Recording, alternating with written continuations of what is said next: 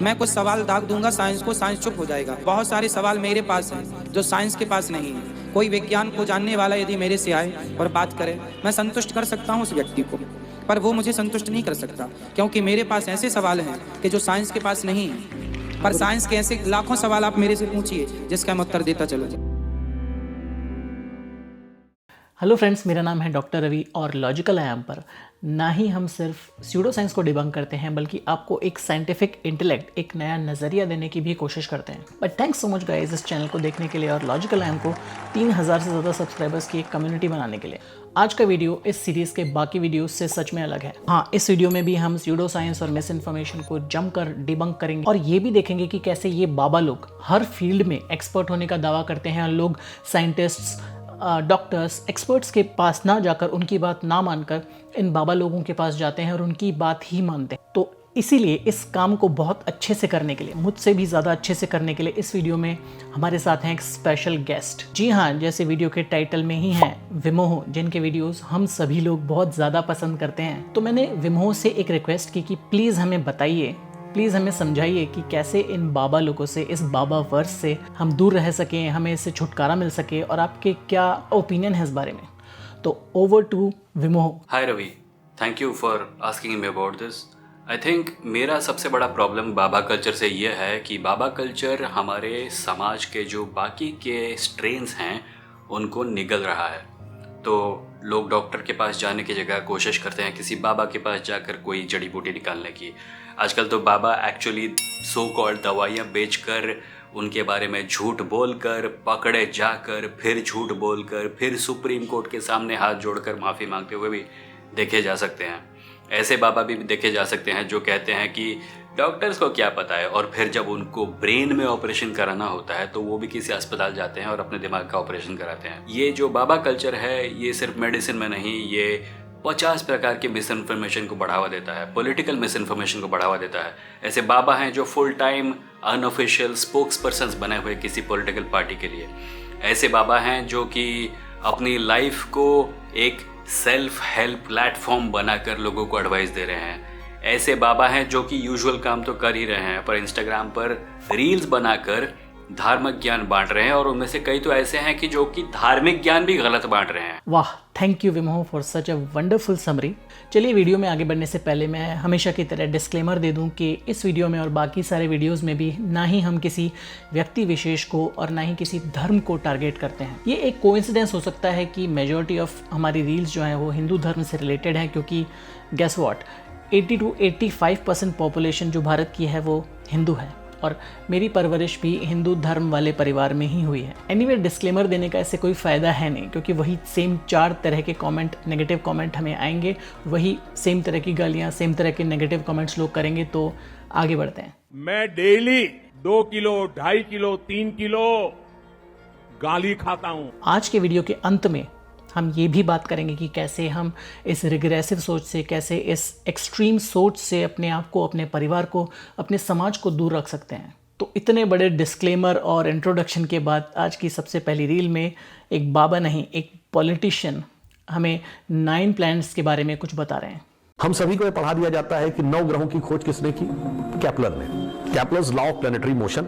और हम सब ने, जिन्होंने भी भौतिक विज्ञान या फिजिक्स का अध्ययन किया होगा 10वीं, 11वीं, 12वीं क्लास में, केपलर के ग्रहों के सिद्धांत को पढ़ा, और केपलर ने सबसे पहले 3 ग्रह निरूपित किए। अब ये बताइए, जब हम अपने घर में पूजा करने बैठते हैं तो पंडित जी क्या बोलते हैं? ब्रह्मा मुरारी त्रिपुरांतकारी भानु शशि भूमि सुतो बुधश्च और गुरुश्च शुक्र शनि राहु केतु सर्वे ग्रह शांति करो भवन्तु। तो सारे ग्रहों के नाम केपलर ने बताया, तो संस्कृत वाङ्मय में पंडित जी ने बताया। तो सबसे पहले 9 प्लैनेट्स की जो खोज है वो केपलर साहब ने नहीं की थी। केपलर का लॉ ऑफ प्लैनेटरी मोशन से प्लैनेट की खोज का कोई लेना देना है ही नहीं। नवग्रह और मॉडर्न सोलर सिस्टम प्लैनेट्स को लेकर हम पहले भी वीडियोस में बात कर चुके हैं, बट यहाँ पर फिर से उसको बता देते हैं। नवग्रह और सोलर सिस्टम में जो सिमिलैरिटी है, यानी कि मार्स, वीनस, मरकरी, सैटर्न और जुपिटर, ये प्लैनेट्स किसने खोजे, कब खोजे, सबसे पहले किसने देखे, इसका कोई भी रिकॉर्ड नहीं है। और क्यों नहीं है? क्योंकि ये प्लैनेट्स आसमान में साफ साफ दिखाई देते हैं, तो कोई भी राम देखे या शाम देखे सभी को सेम तरीके से दिखाई देंगे। और बाकी के प्लैनेट्स जिनका नवग्रह में कोई उल्लेख दूर दूर तक नहीं है, जैसे नेपच्यून, यूरेनस और प्लूटो, जो प्लैनेट भी नहीं रहा, वो काफ़ी बाद में खोजे गए। नवग्रह के बाकी प्लैनेट्स जो नवग्रह में आते हैं वो हैं राहु, केतु और सूर्य और चंद्रमा। अर्थ को नवग्रह में प्लैनेट मानते ही नहीं है, क्योंकि पहले ऐसा माना जाता था कि जो यूनिवर्स है, पूरा यूनिवर्स है, वो अर्थ के अराउंड रिवॉल्व करता है। यहाँ पर ये जो भाई साहब कह रहे हैं वो बिल्कुल झूठ है, नितांत मिस इन्फॉर्मेशन है। इसी के साथ ये मल्टीवर्स की भी एक रील में बात कर रहे हैं, वो भी हम सुन लेते हैं। बेटा रामचरितमानस तो 500 साल पहले लिखी गई है। ये मल्टी यूनिवर्स की थ्योरी कब आई है? मजाक उड़ाया जाता था कि मल्टीपल ब्रह्मांड कैसे हो सकते हैं। आज मिशियो काकू की पैरेलल यूनिवर्स पढ़िए जाके, जापानीज ओरिजिन का अमेरिकन साइंटिस्ट है। कार्ल सेगन सबसे बड़ा कॉस्मोलॉजिस्ट है, उसकी किताब कॉस्मोस पढ़िए जाके। हम कहेंगे, आप कहेंगे ठीक है यहां लिखा हुआ है मल्टीपल यूनिवर्स, वो आप उसको कनेक्ट कर रहे हैं खामखा में। कार्ल सेगन का वीडियो जाके देखिए, उसने लिखा हुआ है only the ancient calculation of ancient Hindus matches with the modern scientific cosmological calculation. नहीं लिखा है। मल्टीवर्स तो साइंटिफिकली प्रूवन ही नहीं है, तो अब तक हमें नहीं पता कि कोई और यूनिवर्स है या नहीं सर्टेनिटी के साथ। साइंटिफिक अप्रॉक्सीमेशन पर ही बात करते हैं जब मल्टीवर्स की बात की जाती है, क्योंकि श्योरिटी के साथ किसी ने इस यूनिवर्स के बाहर जाकर नहीं देखा कि कोई और यूनिवर्स है या नहीं। बस उसके हमें इनडायरेक्ट सबूत देखने को मिलते हैं। जैसे कि हमारा प्लैनेट है तो बाकी प्लैनेट्स भी हैं। जैसे हमारी गैलेक्सी मिल्की वे है तो बाकी की सारी गैलेक्सीज़ भी यूनिवर्स में हैं। तो जैसे हमारा यूनिवर्स है तो कोई और यूनिवर्स भी एग्जिस्ट करता होगा, ऐसा साइंटिफिक अप्रॉक्सीमेशन है। उसके कुछ इनडायरेक्ट प्रूफ हैं, जैसे कि डार्क मैटर, डार्क एनर्जी। इसकी वजह से हमारा जो गैलेक्सीज़ का ग्रेविटी स्टेबलाइज होता है, जिसकी वजह से गैलेक्सीज़ छिन्न भिन्न नहीं हो जाती, स्टेबलाइज रहती हैं, घूमती रहती हैं। ये इनडायरेक्ट प्रूफ कुछ हैं मल्टीपल यूनिवर्स थ्योरी के या पैरेलल यूनिवर्स थ्योरी के। स्ट्रिंग थ्योरी उसका एक बहुत बड़ा सबूत है। क्वांटम मैकेनिक्स उसका एक बहुत बड़ा सबूत है कि क्वांटम वर्ल्ड में बिल्कुल अलग तरह के रूल्स अप्लाई होते हैं बाकी मैक्रो वर्ल्ड से। तो इस तरह के कुछ इनडायरेक्ट प्रूफ ज़रूर हैं मल्टीवर्स या पैरेलल यूनिवर्स थ्योरी को लेकर, पर ऐसा कोई शॉर्ट ताल ठोक के वाला सबूत नहीं है कि साइंस ने मान लिया हो कि हाँ पैरेलल यूनिवर्स होते हैं। ये अभी भी साइंस टू बी की कैटेगरी में ही है। तो इस बात को यहाँ पर ये मूट पॉइंट है कि साइंस ने मान लिया और हमारे तो वेदों में करोड़ों सालों से लिखा हुआ था, तो ये पॉइंट कोई वैल्यू नहीं रखता। ये साइंस की रेट्रोफिटिंग कई सालों से चल रही है सभी धर्मों में। कोई भी नई बात पता चलती है तो कोई संत, मौलवी, पादरी सामने आकर बोलते हैं कि ये तो हमारी रिलीजियस किताबों में हज़ारों, लाखों, करोड़ों सालों से लिखा हुआ था और अब साइंस ने जाकर इसको बताया है। इस बारे में मैं वीडियोस में, पहले के वीडियोस में भी बात कर चुका हूँ। पर अगर लिखा है तो उसका यूज़ क्यों नहीं किया गया, पब्लिक को पहले से क्यों नहीं बताया, समझाया गया, उसकी रियल वर्ल्ड इन्वेंशंस क्यों नहीं की गई? ये बहुत बर्निंग क्वेश्चंस हैं जो मैं हमेशा पूछता हूँ और उसका जवाब लोगों के पास नहीं होता है। बेसिकली ये अंतहीन डिबेट है और मेरा जो जीवन चला जाएगा उसके बाद भी ये डिबेट चलती रहेगी, आई एम श्योर। बट हम अपना काम करते रहेंगे, हम आपको बार बार समझाते रहेंगे। मानना ना मानना आपके हाथ में।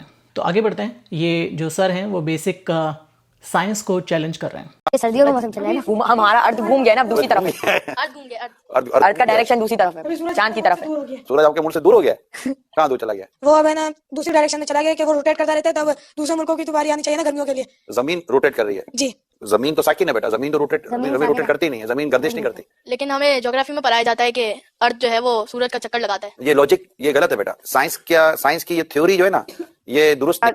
सुबह के टाइम पे सूरज आ जाता है, फिर चांद आ जाता है, तो फिर ये सर्कल कैसे चलता है? सूरज तो चांद पे ये तो मूव कर ही रहे ना, मतलब सूरज तो बेटा देखिए, सूरज अपनी गोल है, आपने देखा होगा ना, है तो सूरज अपने।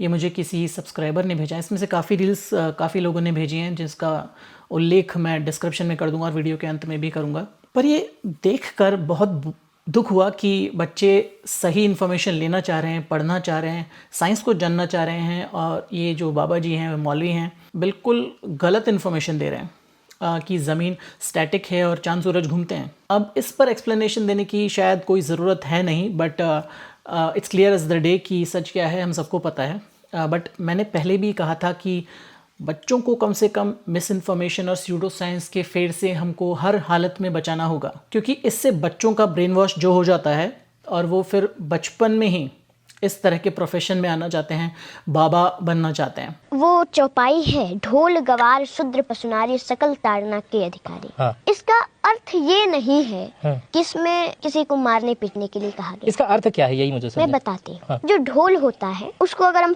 पीटे, अगर पीटने से वो बजता तब तो कलाकारों की कोई आवश्यकता नहीं पड़ती, फिर तो कोई बच्चा से बच्चा पीट देता, बजा लेता। इसलिए पहले उसको दाड़ना का अर्थ जानना होता है। पहले उसे जानिए कि वो कैसे बजेगा, उसके बजाने का तरीका क्या है, तब आप बजा पाएंगे। दाड़ना मतलब देखना, जानना, जानना, समझना उसको। नहीं तो देखने से बजेगा क्या? हाँ। उसे जानना पड़ेगा कि वो कैसे बजता है। हाँ। उसमें हम क्या करें, किस तरीके से वो बजेगा। फिर से मुझे थोड़ा बुरा लग रहा है कि कम से कम बच्चों को तो छोड़ दो यार, मतलब हमारा क्रिटिसिज्म यहाँ इस छोटी सी बच्ची से बिल्कुल भी नहीं है। शायद इसे तो पता भी नहीं है कि ये कह क्या रही हैं, बोल क्या रही हैं, और इसे जैसे बताया गया, जैसे सिखाया गया उसी तरह से वो बोल रही हैं। तो यहाँ पर वो तुलसीदास जी के एक रामचरितमानस के एक श्लोक की बात कर रही हैं, जो आपने सुना होगा। तुलसीदास जी ने वो श्लोक या चौपाई जिसे बोलते हैं, वो अपने समय के हिसाब से, यानी आज से 400-500 साल पहले उन्होंने लिख दिया उसको। उस समय वो कल्चरली अप्रोप्रिएट थी, आज बिल्कुल भी नहीं है। तो उसे जस्टिफाई करने की जगह उसे साइड में हटाइए, एक्नॉलेज कीजिए और आगे बढ़िए। That's the best we can do with these kind of things. और जब इस तरह के बच्चे बड़े हो जाते हैं तो कुछ इस तरह की बातें करते हैं। मैं धर्म के लिए हमेशा कहती हूँ कि आपको ढूंढना पड़ेगा। भगवान, मेरे पापा ने मुझे एक बात कही थी, भगवान मानने की चीज है, जानने की नहीं। जानना क्या होता है, पहले इस्तेमाल करे फिर विश्वास करे। मानो मत, अगर जानना है तो जानने का पहला कदम है मानने से मुक्त हो जाना। अगर मेरा बस चले तो मैं हर बच्चे को नास्तिक बना। जानो मत मानो, जो भी कहा जा रहा है चुपचाप उसको सुन लो, शीप मेंटेलिटी के साथ गर्दन झुका कर मान लो। ओशो को सुनिए, पहले जानिए गहराई से तभी मानिए, और तब भी क्वेश्चन करना, लॉजिक करना, तर्क करना कभी भी मत छोड़िए। That's the best course of action you can take. वरना होगा क्या कि आपके दान के पैसे ले लेकर ये पैसे उड़ाएंगे और आपको कहेंगे कि पैसे खर्च क्यों नहीं करते हो, उसको बचा के क्यों रखते हो। आज इंसान को आप देखिए खर्चा करने में डर रहा है, कमा बहुत रहा है, खर्चा करने में डर लग रहा है। तो फिर आप कमा किसके लिए रहे हैं? आप पैसे का इस्तेमाल नहीं करोगे, अपने ऊपर खर्चा नहीं करोगे, जो चीज़ है उसको एंजॉय नहीं करोगे, तो आप तो दुखी ही रहोगे ना।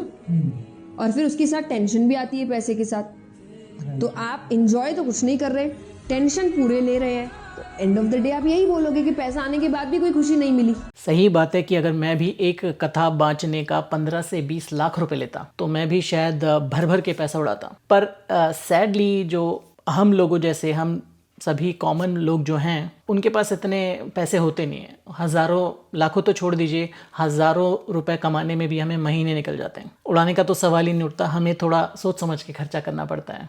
आप लोगों की तरह हम अमीर नहीं हैं, क्योंकि अगर हमने पैसा उड़ा दिया तो फिर कल आप लोग कहोगे कि कर्जा हो गया है और आपको मंत्र दे देंगे या कोई टोना टोटका दे देंगे कि ये कर लो, वो कर लो, लाइक दैट। करोड़ों रुपए का कर्जा मैंने दुनिया का हटवाया इससे।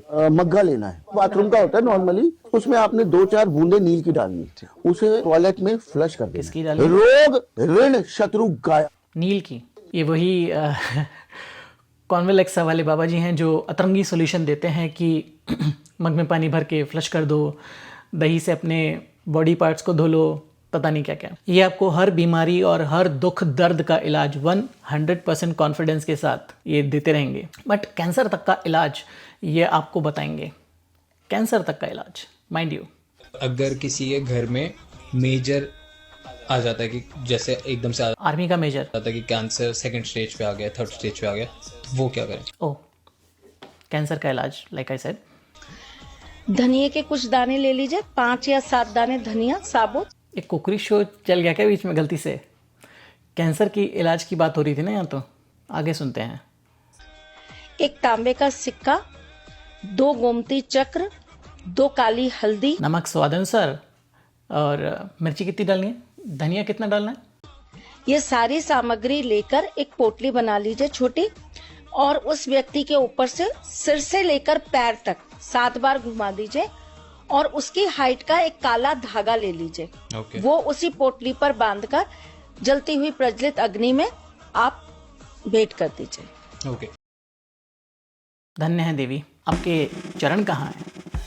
दुनिया भर के cancer treatment, chemotherapy, oncologist, top doctors गए भाड़ में, सब यही उपाय करेंगे हम सब। ये वही है जो आई थिंक लास्ट वीडियो में बोल रही थी कि पानी बुरा मान जाएगा। अगर वो वीडियो नहीं देखा तो पूरी सीरीज़ का लिंक डिस्क्रिप्शन में और पिन्ड कमेंट्स में है। बहुत गुस्सा और बहुत दुख होता है देखकर इस तरह के टोने टोटके के चक्कर में लोग सही ट्रीटमेंट नहीं ले पाते। और पर्सनली मुझे इस रील से बहुत खुंदक है। खुंदक समझते हैं ना, गुस्सा। ऐसा मन कर रहा है कि बस, क्योंकि मेरे फादर को मैंने कैंसर से भी कुछ साल पहले ही खोया है, तो इसलिए मैं आपसे स्पेशल रिक्वेस्ट करूंगा कि इस तरह के सभी टोने टोटके वाली रील्स और जो चमत्कारी इलाज ये लोग जो बेच रहे हैं उस पर बिल्कुल भी ध्यान ना दें, उनको तुरंत रिपोर्ट करें। और अगर कोई इन्फ्लुएंशियल पर्सन इस रील को देख रहा है तो मैं आपसे भी रिक्वेस्ट करूंगा कि आप जो भी कर सकते हैं इस तरह के अकाउंट्स को बंद करवाने के लिए, फाइन करवाने के लिए, या किसी भी तरह का मिस इन्फॉर्मेशन को स्प्रेड होने से रोकने के लिए, तो प्लीज़ करिए अगर आप उस कैपेसिटी में हैं तो। इस तरह की रील्स की, जैसा हम हमेशा अपने वीडियोस में बात करते हैं कि सोशल मीडिया पर भरमार है, भर भर कर इस तरह की रील्स आपको मिल जाएंगी। पर इस तरह की रील्स को बंद होना सबसे ज़्यादा ज़रूरी है, क्योंकि ये धोखा देने से भी ज़्यादा बड़ा काम है। आप किसी इंसान की जान ले सकते हैं इस तरह के चमत्कारी टोने टोटके बताकर। तो मूविंग ऑन, मूड थोड़ा चेंज करते हैं। धरती का कल्याण करने के बाद बाबा जी अब स्पेस ट्रेवल में भी साइंटिस्ट्स की हेल्प करेंगे, उन्हें गाइड करेंगे। अब हमें क्या बोलना नहीं चाहिए, लेकिन अब सीक्रेट बात थी पर हम क्या बताएं, हमारे मुंह में टिकती नहीं है। हम बहुत जल्दी वैज्ञानिकों के भी काम आ रहे हैं। हमारी 2 मीटिंगें हो चुकी हैं। अब हम वैज्ञानिकों को भी स्पेस यात्रा के लिए मार्गदर्शन देंगे। हाँ, एक टीम आई थी हमारे पास, उन्होंने हम पर रिसर्च की, मशीनें ले आए थे कि तुम्हें पता कैसे चल जाता है, तो बाकी में तो हम पास हो गए। एक मशीन बुलाए थे जो सिर पर रखनी थी, टू टू बोलती थी। हमने कहा कहीं ऐसा ना हो जा सिर खोल देवे और फिर सेट ना कर पाए, लेकिन वो सब हमारे चेला बन गए हैं। हमने वैज्ञानिकों को भी लेन में लगा दिया। हमने उनको 2-3 जहां बताए, 2-3 चमत्कार दिखाए, बोले this is man very powerful. समझ गए ना? बाबा जी की बूटी। सॉरी टू से बाबा जी, बट बेवकूफ़ बना गया कोई आपको। आपके भोले नेचर का फ़ायदा उठा रहे हैं लोग। स्पेस नहीं, वो कहीं और की ट्रिप आपको करवा दी उन लोगों ने, तो आपको थोड़ा सतर्क रहना पड़ेगा। And last but not the least, depression क्या है ये महान व्यक्ति आपको बता रहे हैं। Depression is a choice, it's not a disease. Depression is a choice, आपने चुना है इसको। एक रिक्शा वाला डिप्रेस नहीं होता, अरे भैया काम करना उठना और बस सोफा है, बेड है, काउच है, डिप्रेस्ड। मैं लिख के देता हूँ जो मेरे पास स्ट्रेस में पेशेंट्स आते हैं, मैंने कहा आधा घंटा डीप ब्रीदिंग करो, अगर आपको गुस्सा है मैं काम करना छोड़ दूंगा। छोड़ दो काम करना अभी से प्लीज़। और अगर कोई डिग्री विग्री भी है तो उसे भी जला दो। वैसे तो होगी नहीं, आपको देखकर, आपकी बातें सुनकर लगता नहीं है कि आपके पास कोई डिग्री होगी, बट है अगर तो उसे तुरंत जला दीजिए और अपना काम बंद कर दीजिए। Depression is a choice really. अगर गरीब लोगों को डिप्रेशन क्या नहीं होता? मेंटल हेल्थ इश्यूज़ का इससे भद्दा मजाक मैंने आज तक नहीं सुना। कौन हो आप भाई साहब? मेंटल हेल्थ से आज ग्लोबली 1/3 से भी ज़्यादा पॉपुलेशन सफ़र कर रही है, और आप कह रहे हो कि डिप्रेशन कुछ होता ही नहीं है। इन जैसी चीज़ों पर और इस तरह के irresponsible sweeping arguments, blanket statements कभी भी नहीं देने चाहिए, हमेशा बचना चाहिए। पर ये बिना किसी रोक टोक के धड़ल्ले से इस तरह के स्टेटमेंट्स दे रहे हैं। और यही है आज का सबसे बड़ा मुद्दा कि यही लोग चाहते हैं कि आप ignorant, miss informed, without logic, unscientific बने रहें और इनकी दुकान चलती रहे। अगर आपको अपने में या अपनी फैमिली को या अपने समाज को ऐसी मिस इन्फॉर्मेशन, स्यूडो साइंस से बचाना है तो आप सतर्क रहें और क्रेडिबल सोर्स से ही इन्फॉर्मेशन लें। इस तरह की मिस इन्फॉर्मेशन वाली रील्स को ना ही देखें और ना ही इनको सपोर्ट करें, लाइक करें, शेयर करें। बिल्कुल भी इस तरह की चीज़ें बंद कर दीजिए। क्या करना है आपको? इस हमारे जैसे वीडियोस, हमारे जैसे जो रैशनल क्रिएटर्स हैं उनको सुनिए। मुझे लगता है कि हमें इस चीज़ को लेकर सचेत रहना चाहिए और हमें कोशिश करनी चाहिए कि हम इस प्रकार के ढोंगी बाबा को स्पॉट कर सके। और इसका सबसे सरल तरीका है कि बाबा की बात को सिर्फ इसलिए मत मानो क्योंकि वो बाबा है। बाबा एक्चुअली कह क्या रहा है उस पर ध्यान दो, उसको टेस्ट करो और पता करो कि क्या ये हमारी साइंटिफिक नॉलेज के साथ मैच करता है। अगर नहीं करता है तो शायद आपको थोड़ा बहुत शक करने की ज़रूरत है। अगर आप वो शक नहीं करेंगे, अगर आप अपनी ज़िंदगी में उस डाउट के लिए जगह नहीं बनाएंगे, तो हो सकता है कोई बाबा आपको उल्लू बनाकर या तो आपको पैसे का नुकसान करा दे या उससे भी ज़्यादा कोई सीरियस प्रकार का नुकसान करा दे। अगर कोई बाबा टीवी पे आकर मंत्रियों के साथ खड़ा होकर बोलता है कि डॉक्टर्स को कुछ नहीं पता, तो एक पैंडेमिक जैसी सिचुएशन में उस बाबा के इस कथन की वजह से कितने लोगों की जान गई होगी, कितने लोग अगर मरे भी नहीं होंगे तो कम से कम सीरियस हॉस्पिटलाइजेशन होना पड़ा होगा। ये इरेस्पॉन्सिबल है। हम कई बार इन चीज़ों को चुटकुलों के रूप में लेते हैं, पर इन चीज़ों से टैंजिबल नोटिसेबल डैमेज होता है, लोगों की जान जा सकती है। और अगर ये चलता रहा, अगर हमारे समाज में बाबाओं की बातें एक करेंसी बनकर इस प्रकार फैलती रही और अगर हम उनको सवाल नहीं पूछें, तो हम सचमुच एक ऐसे ख़राब समय में पहुंचेंगे जहां से वापस लौटना एक सेंसिबल टाइम में हमारे लिए शायद मुश्किल होगा। साइंटिफिक इंटेलेक्ट अपने अंदर पैदा कीजिए, be logical, watch this playlist जिसमें मैंने इस सीरीज़ के बाकी वीडियोस को डाल रखा है। यह है नंबर 6 और इससे पहले के नंबर जो टॉप 5 वीडियोस हैं इस सीरीज़ के, उसको मैंने इधर इस प्लेलिस्ट में डाल रखा है। उसको तुरंत जाकर देख लीजिए। अगर नहीं देखा तो चैनल को सब्सक्राइब नहीं किया तो अभी चैनल को सब्सक्राइब कर लीजिए। मिलेंगे अगले वीडियो में। Thank you so much.